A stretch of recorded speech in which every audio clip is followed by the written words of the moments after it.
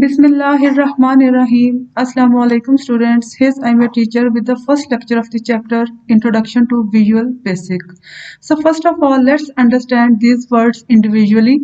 Visual means that it uses a graphical user interface, and basic means that language is based on the basic programming. You can say that Visual Basic is a programming environment in which a programmer uses graphical user interface to choose and modify pre-selected sections of code written in basic programming language. And what is a graphical user interface?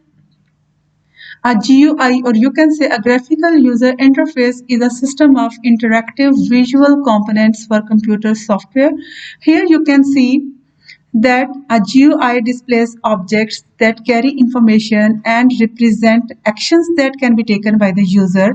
And these objects change color, size, or visibility when the user interacts with them. And more likely in this figure, you can see that it is primarily navigated using a mouse, or sometimes a keyboard can also be used via keyboard shortcuts or the arrow keys. A new concept, that is event-driven programming.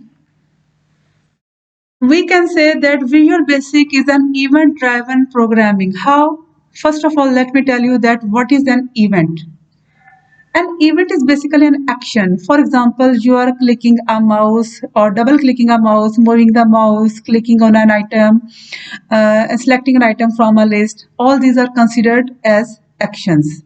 And when the user performs an action on a graphical environment, we say that an event has occurred. So we're not wrong to say that Visual Basic is an event-driven programming because it does not run step by step as Small Basic.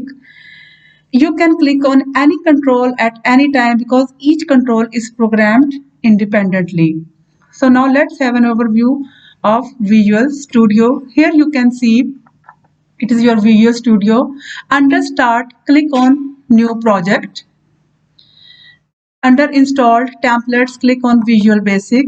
In the middle pane, you can see Windows Form application. Click on it and change the default name.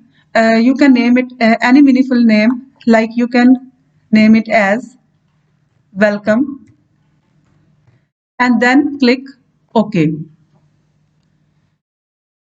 Here you can see that an integrated development environment window appears, and Visual Basic is referred as an integrated development environment software because all the tools required for the development of a project are available on one screen.